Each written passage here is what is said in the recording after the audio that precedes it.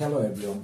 আমরা আগে একটা গান শুনতাম, এখনো আমি গানটা মাঝে মাঝে শুনি। আমাদের শ্রদ্ধেয় প্রয়াত এন্ড্রু কিশোর স্যারের সেই গানটা, সেই বিখ্যাত গানটা হচ্ছে হাইরে মানুষ রঙিন ফানুষ দম ফুরাইলেই ঠুস। এটা আসলে রিয়ালিটি। আমাদের দমটা ফুরিয়ে গেলেই আমরা ঠুস, আমরা শেষ, এই ববলীলা সাঙ্গ।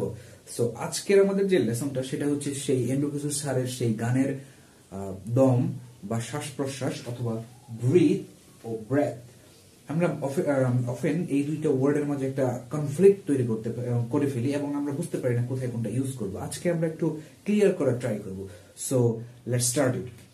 সো ব্রিথ, যেটা লাস্টে ই আছে সেটা হচ্ছে ভার্ব, এবং ব্রেথ সেটা হচ্ছে নাউন, যেটা লাস্টে ই নেই।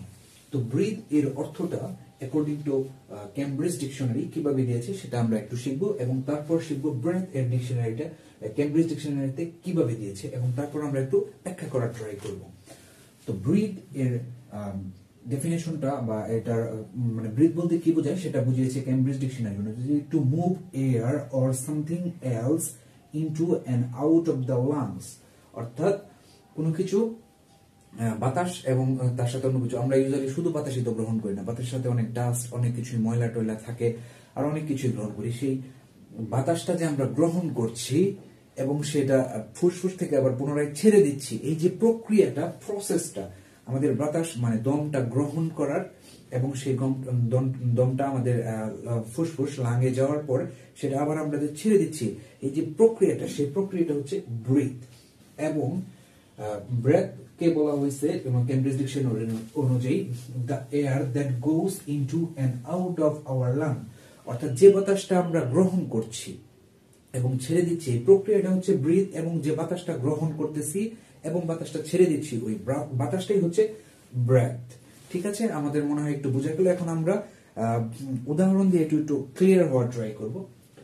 ব্রিথ এর উদাহরণটা এরকম দেওয়া হয়েছে এখানে, the doctor told me to breathe in and hold it for 3 seconds. অর্থাৎ ডক্টর আমাকে শ্বাস নিতে বলেছে, ব্রিথ ইন মানে শ্বাস গ্রহণ করতে বলেছে, এবং এটা 3 সেকেন্ড 3 সেকেন্ডের জন্য হোল্ড করতে বলছে বা চেপে রাখতে বলছে। সো এই যে প্রক্রিয়াটা সেটা হচ্ছে ব্রিথ। আবার হচ্ছে এইখানে breath, his breath smelled of garlic. অর্থাৎ অনেকের মুখে দুর্গন্ধ হয়। এখানে যেটা বলা হয়েছে, তো উনি যে শ্বাস প্রশ্বাসটা ছাড়ছেন, উনি যে নিঃশ্বাসটা ছাড়ছেন, এইটা স্মেলড অফ গার্লিক, অর্থাৎ রসুনের গন্ধ পাওয়া যাচ্ছে। রসুনের অনেক সময় একটা ব্যাড স্মেল থাকে, সেই ব্যাড স্মেলটা পাওয়া যাচ্ছে তার প্রশ্বাসের মাধ্যমে। গার্লিক অর্থাৎ রসুনের গন্ধটা পাওয়া যাচ্ছে, এই উদাহরণে তা বোঝা গেছে। তাহলে আমরা আজকে বুঝতে পারলাম ব্রিথ যেটা লাস্টে ই নাই, ব্রেথ যেটা লাস্টে ই নাই, সেটা হচ্ছে নাউন, সেটা হচ্ছে ওই শ্বাস প্রশ্বাসটাকে বোঝানো হয়, যে বাতাসটা সেটাকে বোঝানো হয়।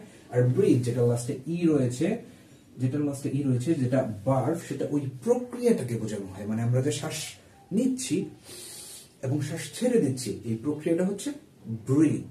Thank you very much for watching the video. আমাদের ভিডিওটা ভালো লাগলে আর এরকম আরো ভিডিও পেলে প্লিজ আমাদের লেটস লার্ন পেজটি ফলো করুন এবং আমাদের সঙ্গে থাকুন। আসসালামু আলাইকুম।